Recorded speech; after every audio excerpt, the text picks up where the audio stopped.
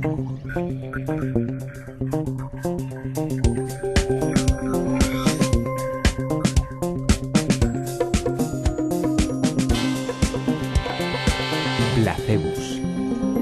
¿Ciencia o magia? Hola, bienvenidos a un nuevo programa de Placebus, Ciencia o Magia. Hoy, en las 4 secciones del programa, hablaremos primero de la célula fotoeléctrica, después contestaremos una pregunta que nos hace Fernando, un escéptico sobre si realmente el hombre llegó a pisar la Luna, y plantearemos un enigma nuevo después de resolver el enigma de la semana pasada, y haremos magia con cartas que, como ya sabéis, ocurrirá en vuestras manos si seguís las instrucciones tal y como os las digo. De manera que vamos allá con la primera sección, ciencia.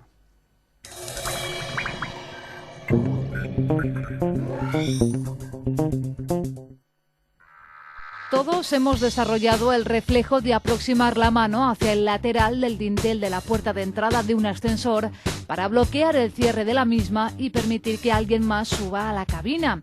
Con esa acción bloqueamos el haz de luz que, emitido desde un lado del dintel por una pequeña fuente luminosa, activa una célula fotoeléctrica en el lado opuesto, que es la responsable de controlar el sistema de apertura y cierre de la puerta. Pero no solo en los ascensores observamos el funcionamiento de las células fotoeléctricas. Cuando vamos al supermercado, el deslizamiento de la cinta donde colocamos los productos para que sean contabilizados en caja también está controlado por una célula fotoeléctrica. O cuando nos acercamos a un lavabo y desesperados no encontramos la llave de paso porque es un grifo automático que teóricamente se activa cuando colocamos las manos bajo el grifo. O cuando a continuación en el mismo lavabo intentamos secarnos las manos con uno de esos secadores eléctricos que funcionan al colocar las manos bajo el tubo de expulsión del chorro de aire. También hay células fotoeléctricas que se activan por encima de un cierto umbral de luminosidad y sirven para encender y apagar el alumbrado urbano en el momento justo.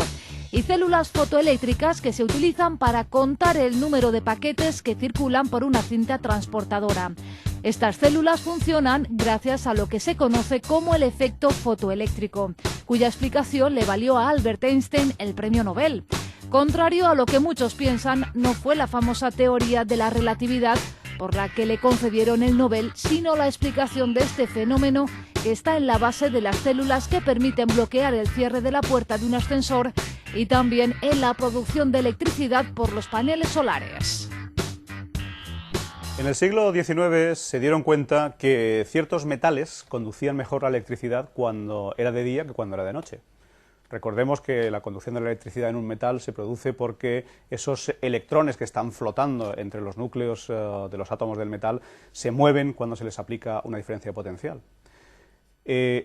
Conocían el efecto, conocían lo que pasaba, pero no tenían claro cómo se producía, por qué se producía. Tuvo que ser Einstein el que dio la explicación que explicaba que lo que hay son unas partículas asociadas con la luz, que son los llamados fotones, que si tienen una energía suficiente cuando inciden con los metales, pueden hacer que algunos de los electrones que están en esos metales se liberen, salten y queden libres, se produzca un movimiento. Entonces, eso es lo que se conoce como el efecto fotoeléctrico. Como vemos en la imagen, los fotones inciden en el metal y hacen que se liberen electrones. No ocurre para cualquier fotón, ni ocurre para cualquier metal. Es importante que los fotones tengan una cierta energía. En este caso en concreto necesitamos que los fotones estén por una energía por encima de unos 4 electronvoltios, que correspondería a la energía de la luz ultravioleta. Por eso cuando vemos a veces en alguna película donde hay que intentar robar un tesoro, alguna cosa de un museo, y vemos que están protegidos con células fotoeléctricas, muchas veces el ladrón tiene que colocarse unas gafas especiales para poder visualizarlas, porque el efecto fotoeléctrico se produce con rayos de luz que generalmente no están en el espectro visible. Necesitas algún tipo de aparato especial para su visionado. Los fotones son realmente los responsables de que se produzca este efecto fotoeléctrico. Los fotones son unas partículas que no tienen masa ni tienen carga, que se desplazan a la velocidad de la luz, a través del universo, y que, como digo, cuando interactúan, cuando impactan con un cuerpo, pues pueden interactuar con él y producir efectos como este efecto fotoeléctrico. Este efecto fotoeléctrico, que lo que nos permite son construir las células fotoeléctricas, de las que todos hemos visto, pues la típica célula que hay en los ascensores, que funciona, o sea, que tiene el haz de luz cuando está incidiendo desde el punto emisor hasta el punto de recepción, pues la puerta se mantiene abierta, y en el momento en que se va a cerrar y lo cortamos, pues digamos que se vuelve hacia atrás y se interrumpe el proceso de cerrado de la puerta.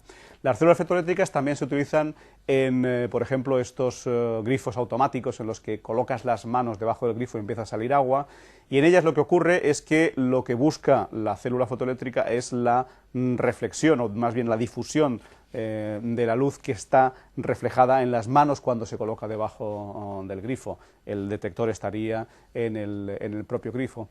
Y algún otro tipo de células fotoeléctricas, pues habéis visto, pues por ejemplo, en las cintas pues de los supermercados, ¿no? Es decir, donde cuando no hay ningún objeto que interrumpa esa luz, ese haz fotoeléctrico, ese haz luminoso, lo que ocurre es que la cinta está moviéndose. De manera que las células fotoeléctricas funcionan por ese fenómeno, el fenómeno fotoeléctrico, que fue la razón por la cual le dieron a Einstein el premio Nobel. A Einstein no le dieron el premio Nobel por descubrir la teoría de relatividad, sino por un descubrimiento que hizo con anterioridad, que fue explicar exactamente por qué se producía esta liberación de electrones cuando un metal es incidido por fotones.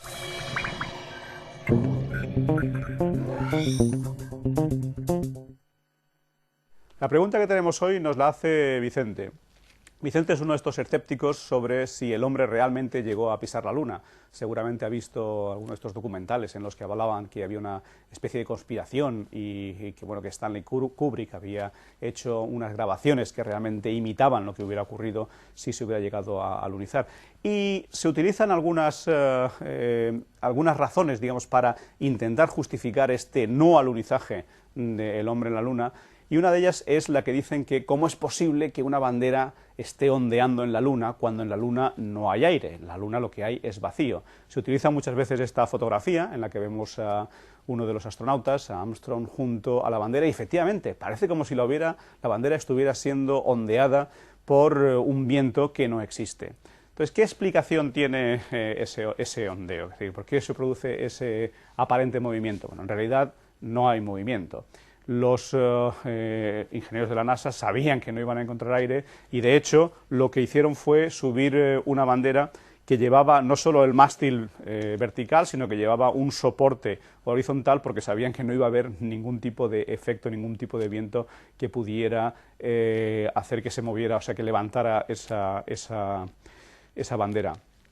De hecho, he traído yo una bandera aquí al estudio, pues para de alguna manera explicar lo que ocurrió. Una de estas banderas que se utilizan en las fallas cuando hacen la replegada, pues daos cuenta que si esta bandera le colocamos un soporte en la parte superior y este soporte es un poco más corto que el tamaño real de la misma, pues lo que va a ocurrir es que se van a producir unos pliegues en la bandera, y esos pliegues van a aparecer, van a hacer que parezca que la bandera está ondeando, cuando en realidad lo único que ocurre es que, porque el soporte superior es más corto que la longitud de la bandera, se han producido unos pliegues que aparentemente hacen que parezca que la bandera está ondeando, cuando lo único que ocurre es que está plegada.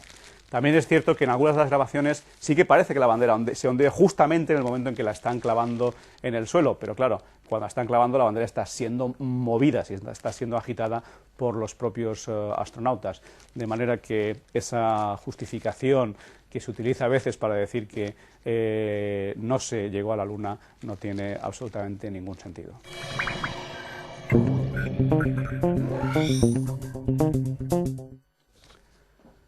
El enigma de la semana pasada, recordamos, estaba relacionado con una caja que tenía que ser enviada desde Juan, que tenía que enviársela a Pepe, con un contenido altísimamente secreto que tenía que evitar que fuera interceptado y, digamos, descubierto, abierta esa caja por algún posible interesado entre medias. La pregunta era, sabiendo que tanto Juan como Pepe tienen todo tipo de cajas y todo tipo de candados, ¿cómo podría hacerse para hacer ese intercambio, evitando básicamente el tener que también enviar una llave que permitiera abrir pues, un posible candado para cerrarla? Es decir, no serviría que Juan le envíe a Pepe en una caja con un candado de seguridad bien cerrado el documento que quiere que le llegue y a posteriori le mande la llave, porque podría haber sido interceptado el paquete antes por alguien que estuviera esperando esa llave que espera que venga detrás. Con lo cual, la idea sería, sin tener que intercambiar llaves, ¿cómo se podría hacer ese intercambio de información? Y la forma es bastante sencilla, es bastante ingeniosa, consiste en Juan coloca el secreto dentro del paquete, dentro de la caja, la cierra con un candado, se lo envía a Pepe. Pepe lo que hace es coloca un candado suyo, cerrando el mismo cierre con el que había cerrado Juan, y se lo devuelve a Juan. Juan puede en ese momento retirar el candado que puso él mismo, se lo devuelve a Pepe, y Pepe entonces solamente tendría que abrir el candado que había puesto él. Ha sido necesario que el paquete viaje 3 veces, pero se ha conseguido hacer ese intercambio de información sin que la llave tuviera que viajar. Como comentaba cuando planteamos este enigma está muy relacionado con las nuevas técnicas de encriptado, las que se conocen como encriptado de clave pública, porque básicamente la idea es esa, es permitir al receptor que participe en el cifrado del mensaje. En este caso hemos permitido a Pepe que él introdujera su candado para hacer el intercambio. Y bueno, está en la base, por ejemplo, del programa que yo creo que más se utiliza hoy cuando se quiere hacer envíos encriptados, que es el PGP, ¿no? El Pretty Good Privacy Program. Y vamos a plantear un nuevo enigma para la semana que viene, que suena casi como una adivinanza. La pregunta es, si un par es 10, ¿cuánto es una docena? La respuesta la tendremos el programa que viene.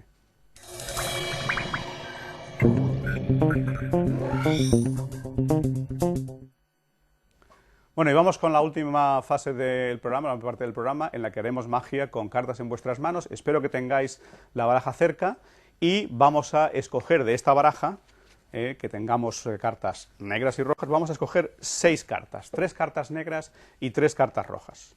Bueno, pues nada, cogemos 3 cartas rojas, 3 cartas negras, da exactamente igual el color, lo único que nos interesa es simplemente, no, da igual el número y el palo, nos interesa el color. Las 3 cartas negras y rojas las alternamos, ponemos roja, negra, roja, negra, roja, negra, ¿de acuerdo? Y ahora lo que quiero es que las recojáis, las pongáis boca abajo, y lo que vamos a hacer ahora quisiera que lo hicierais debajo de la mesa, que no veáis qué es lo que está ocurriendo mientras hacemos los pases, para que vosotros mismos os sorprendáis cuando retiremos las cartas de debajo de la mesa. Lo que vamos a hacer es, cogemos las cartas debajo de la mesa, como digo, y sin mirar vamos a darle la vuelta a la primera carta, voltearla. Está boca abajo, la ponemos boca arriba. Ahora lo que hacemos es, cogemos las 2 cartas superiores y las volteamos. Esto todo lo hacemos debajo de la mesa. Cogemos ahora las 3 cartas superiores y las volteamos. Luego cogemos las 4 cartas de arriba y las volteamos. Y ahora contamos 1, 2, 3, 4, 5 cartas y les damos la vuelta. Ahora cogemos y les damos, estamos todavía debajo de la mesa, la vuelta a todo el paquete. Cogemos las 3 cartas de arriba, 1, 2 y 3, y les damos la vuelta. Y ahora pues podemos darle una vuelta, darle otra vuelta al paquete y lo sacamos. Sacar el paquete, daos cuenta las veces que hemos dado vueltas a las cartas arriba y abajo, pero veamos que el paquete nos ha quedado con todas las cartas en el mismo sentido, todas las cartas boca abajo. Y no solo eso, si le dais la vuelta a las cartas, veréis que se han separado las rojas de las negras. Y esto es todo por este programa. Muchas gracias y nos vemos en el próximo.